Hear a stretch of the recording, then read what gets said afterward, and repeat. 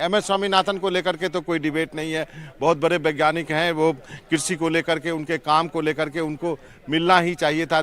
उनको दे करके आप कह सकते हैं कि सबसे ज़्यादा न्याय किया गया है। हालांकि MS स्वामीनाथन की रिपोर्ट जो है MSP को लेकर के अभी भी सरकार के पास है, तो उन सब चीज़ों को लेकर के और कहा जाता है कि कृषि के क्षेत्र में जो रिवोल्यूशन आया है, जो उत्पाद जो बढ़े हैं, चाहे जो धान या गेहूं की जो नई नई किस्मों की बात आज कर रहे हैं और आज पर हेक्टेयर जो अधिक से अधिक पैदावार की बात कर रहे हैं, उन सब में MS स्वामीनाथन के योगदान को भुलाया नहीं जा सकता। तो ये 3 डिजर्विंग कैंडिडेट हैं जिसको कि आज जिनके लिए भारत रत्न की घोषणा की गई है। इसके पीछे राजनीतिक मकसद जरूर होता है, कोई हर चीज़ के पीछे एक राजनीतिक मकसद देखा जाता है। कर्पूरी ठाकुर को जब भारत रत्न दिया गया तो आपने देखा कि बिहार में किस तरह से सत्ता का परिवर्तन हो गया। लाल कृष्ण आडवाणी को भी जी को भी दिया गया और अब ये 3 नामों की घोषणा जो है प्रधानमंत्री खुद ने ट्वीट करके की है। बिल्कुल, हमारे साथ रणवीर भी हैं। रणवीर, आप इसका आकलन किस तरह से करेंगे, क्योंकि शायद ही पहले कभी इस तरह से हुआ हो कि एक ही साल के भीतर 5 भारत रत्न का ऐलान हुआ हो? आप बताएं। देखिए, निश्चित तौर पे ये बहुत अप्रत्याशित है, क्योंकि आमतौर पे एक साल में कोई एक या बहुत ज़्यादा होता था तो 2 नाम आता था। लेकिन अगर आप तारीख देख लीजिए तो करीब 15 दिन के अंदर 5 भारत रत्न। और हालांकि नामों को लेके कोई कंट्रोवर्सी नहीं हो सकती, क्योंकि कर्पूरी ठाकुर जो कि बिहार की राजनीति करते थे, लेकिन उनका कद बहुत बड़ा था। इसके बाद लाल कृष्ण आडवाणी को लेकर के विपक्ष भले आरोप लगाए, लेकिन लाल कृष्ण आडवाणी ने भी जिस तरह से अपना 5-6 दशक राजनीति को दिए। और फिर अभी के जो 3 नाम हैं, MS स्वामीनाथन जाहिर तौर पे कृषि को लेकर बहुत बड़ा काम किया, PV नरसिम्हा राव और चौधरी चरण सिंह। चौधरी चरण सिंह को लेकर राजनीतिक बात ज़रूर की जा सकती है। हालांकि छोटा सा प्रधानमंत्री का कार्यकाल था उनका 1979 से 1980 तक का, लेकिन उस छोटे से कार्यकाल के बावजूद जो चौधरी चरण सिंह का कद था वो बहुत बड़ा था। और इसी वजह से कई दशकों से चौधरी साहब को भारत रत्न देने की मांग RLD की तरफ से की जा रही थी। एक ऐसा किसान नेता जिसकी पहचान न सिर्फ उत्तर प्रदेश में बल्कि देश के बहुत एक बड़े किसान वर्ग में की जाती थी। और अभी जिस तरह से 3 दिन पहले खबर आई कि RLD भारतीय जनता पार्टी के साथ जा सकती है, लेकिन जो शर्तें रखी गई हैं उनमें एक बड़ी शर्त है, भारत रत्न चौधरी साहब को मरणोपरांत दिया जाए। और ये शर्त मान ली गई। उम्मीद थी कि मान ली जाएगी, लेकिन इतनी जल्दी मान ली जाएगी और इतनी जल्दी घोषणा हो जाएगी, इसकी उम्मीद कम थी। तो चौधरी साहब की अगर हम बात करें, 1937 में पहली बार वो चुनाव लड़े, यानी कि आज़ादी से पहले। और आज़ादी के बाद जो सरकार बनी उसमें कैबिनेट मंत्री बने। 1979 में जुलाई महीने में प्रधानमंत्री बने और 1980 जनवरी तक रहे, यानी कि कुल कार्यकाल 6 महीने का। लेकिन उस 6 महीने के कार्यकाल के बावजूद चौधरी साहब ने अपनी एक जो विरासत बनाई देश की राजनीति में, और ख़ासतौर पे अगर उत्तर प्रदेश में बात करें तो पहले चौधरी अजीत सिंह और उसके बाद अब जयंत चौधरी। ये जो चौधरी परिवार है ये दशकों से उत्तर प्रदेश की राजनीति में एक ऐसा दखल रखता है। और अब जयंत चौधरी ने भाजपा से मांग की थी कि अगर गठबंधन करना है तो भारत रत्न देना पड़ेगा। तो सीटें भले कम हो जाए, लेकिन चौधरी साहब को भारत रत्न देने की जो मांग है उसको लेकर के RLD सहमत है। और इसीलिए जो खबर आई थी कि RLD 5 सीटें मांग रही थी, लेकिन भाजपा ने उन्हें 2 सीटें देने की बात तय की है। एक राज्यसभा भी दी जाएगी और योगी सरकार में 2 मंत्री पद दिया जाएगा। इस तरह के जो सूत्रों से खबर है वो है। लेकिन RLD की बात को माना और प्रधानमंत्री ने ट्वीट किया।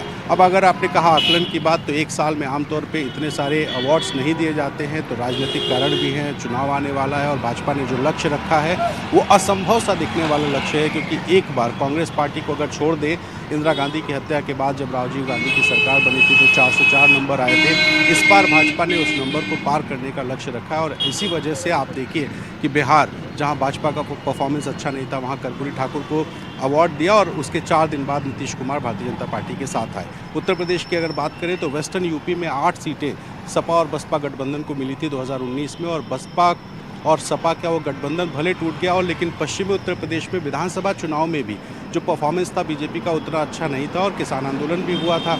इस वजह से वेस्टर्न यूपी को देखते हुए बीजेपी एक ऐसा सहयोगी ढूंढ रही थी जो सहयोगी पश्चिमी उत्तर प्रदेश में उसके हाथ मजबूत कर सके। क्योंकि पश्चिमी उत्तर प्रदेश में और बनारस के आसपास के इलाकों में उनके पास सहयोगी थे। गोरखपुर के निषाद पार्टी के संजय निषाद हैं, तो बनारस और मऊ और बलिया वाला एरिया जो है राजभर का है। वहीं बनारस से आगे और इलाहाबाद के बीच में अनुप्रिया पटेल का दखल होता है। ऐसे में इस इलाके में तो सहयोगी भाजपा के पास थे, लेकिन पश्चिमी उत्तर प्रदेश में कोई सहयोगी नहीं था। तो अब एक सहयोगी भी मिल जाएगा और जो RLD की दशकों पुरानी मांग थी वो भी पूरी हो गई। इसीलिए जयंत चौधरी ने लिखा कि दिल जीत लिया। यानी कि अब प्रधानमंत्री ने ट्वीट करके बता दिया कि चौधरी साहब को जी, प्रधानमंत्री ने तो ट्वीट किया ही है। हम वो ट्वीट भी दिखा देते हैं, बहुत ही संक्षिप्त और उसमें बहुत कुछ बयां कर देगा वो ट्वीट। वो है जयंत चौधरी का ट्वीट।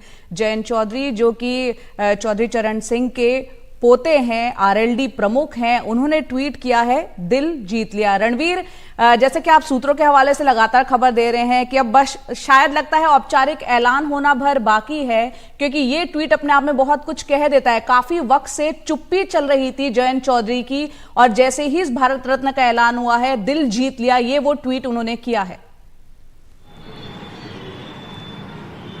देखिए, कई बार राजनीति में चुप्पी भी हाँ होती है, और यही कुछ दिखाई दिया पिछले 3 दिनों में। जब से हमने खबर दिखानी शुरू की आरएलडी और भारतीय जनता पार्टी की बातचीत हो रही है, तो भाजपा ने भी कुछ कहना बंद कर दिया और आरएलडी ने भी। और समाजवादी पार्टी सिर्फ एक बात कहती रही कि हमें लगता है कि चौधरी साहब नहीं जाएंगे, किसानों की लड़ाई को कमज़ोर होने नहीं देंगे। तो आरएलडी और बीजेपी की जो चुप्पी थी वो कोई संदेश दे रही थी, और इस बीच में जो पीएम ने एक्स पर पोस्ट करके बताया कि भारत रत्न दिया जाएगा चौधरी साहब को, इसके बाद अब तस्वीर लगभग साफ है। बातचीत हो चुकी है, 2 सीटें लोकसभा में, 1 सीट राज्यसभा में, और योगी कैबिनेट में 2 पद मिलेगा। और अब जयंत चौधरी भारतीय जनता पार्टी के साथ दिखाई देंगे, और एक झटका इंडिया अलायंस को भी लगेगा, क्योंकि बंगाल, बिहार, पंजाब के बाद उत्तर प्रदेश, जहां पे सबसे ज़्यादा देश में सीटें हैं 80, वहां पर अब एक इंडिया अलायंस का एक सहयोगी टूटेगा। और रणवीर, बाबा से भी हम समझने की कोशिश करते हैं कि ये झटका दरअसल कितना बड़ा झटका है, क्योंकि अगर 2019 की बात करें, 2014 की बात करें, लोकसभा सीट के मद्देनजर, तो आरएलडी को एक भी सीट हासिल नहीं हुई थी। बाबा, आप बताएं, इसका आकलन करें, लोकसभा चुनाव नजदीक है, साथ ही पीवी नरसिम्हा राव को भी भारत रत्न का सम्मान दिया जाना, वो भी क्या दर्शाता है? देखिए, पीवी नरसिम्हा राव को ये सम्मान देने का मतलब ये है कि आप कांग्रेस को चिढ़ा रहे हैं, क्योंकि कांग्रेस के प्रधानमंत्री रहे, और कांग्रेस जो है आज के दिनों में पीवी नरसिम्हा राव को उससे उतना एसोसिएट नहीं करती है। राजनीतिक रूप पे जो है आप देखा जाए कि आंध्र प्रदेश का चुनाव भले ही लोकसभा चुनाव के साथ है, लेकिन पीवी नरसिम्हा राव जो है वो तेलंगाना से आते हैं, और जैसा मैंने बताया कि उनके पोते जो हैं वो बीजेपी में है, जो है सुभाष जो है वो बीजेपी के नेता है। तो आप कह सकते हैं कि एक कांग्रेस को चिढ़ाने के लिए क्या, लेकिन जो रणनीति साफ है, प्रधानमंत्री ने जो अपने भाषण में 370 का एक टारगेट रखा है, उसके लिए आपको जो वैसे राज्य जहाँ से आप सीटें जुगाड़ कर सकते हैं, जैसे आप देखें तो चरण सिंह को देने का क्या मतलब है। चरण सिंह, भले ही जयंत चौधरी आप आरएलडी की मांग रही हो, और मुझे लगता है कि रणवीर भी जानते हैं कि आरएलडी जो है वो बहुत हार्ड बार्गेनर है। मुझे याद है कि एक गठबंधन के पहले चौधरी अजीत सिंह ने लखनऊ एयरपोर्ट का नाम जो है चौधरी चरण सिंह एयरपोर्ट जो है वो शर्त रख दी थी, और वो शर्त भी मान ली गई थी। अब जो है जयंत चौधरी ने चौधरी चरण सिंह के लिए भारत रत्न की मांग की है। ये मांग बहुत पुरानी है, और आखिरकार बीजेपी को माननी पड़ी। तो बीजेपी को यदि 370 सीट चाहिए, तो उसको उत्तर प्रदेश में 80 के 80 सीटें जीतनी होगी, और उस 80 के 80 सीटें जीतने के लिए हर जगह जो है उनको सहयोगी दल चाहिए, जहां उनको लगता है कि उनकी ज़मीन थोड़ी सी कमज़ोर पड़ रही है। पश्चिमी उत्तर प्रदेश जो है इसका एक उदाहरण है। किसान आंदोलन के बाद और जाटों में नाराज़गी के बाद शायद बीजेपी को लग रहा था कि यहाँ पर एक जो है आरएलडी को साथ लेना ज़रूरी होगा, और एक बार फिर जब बीजेपी की तरफ से ऑफ़र जाता है तो वो कहते हैं कि ऑफ़र को आप रेसिस्ट नहीं कर सकते। तो जयंत चौधरी के पास जब ये ऑफ़र गया, उसके बाद सारे फ़ोन उनके बंद हो गए, उन्होंने फ़ोन लेना बंद नहीं किया, और जैसा कि आपने बताया कि अभी उन्होंने ट्वीट किया, तो अब बात जो है वो साफ़ हो गई है कि दिल जीत लिया, यानी बीजेपी ने उनका दिल जीत लिया। जो है दादा को जो है भारत रत्न मिल गया, आपको 2 लोकसभा की सीटें मिल गई, शायद वो आप दोनों जीत जाएंगे, आपको एक राज्यसभा में मिल गया, आप फिर से राज्यसभा में आ जाएंगे, और आपको 2 मंत्री पद भी मिलेगा।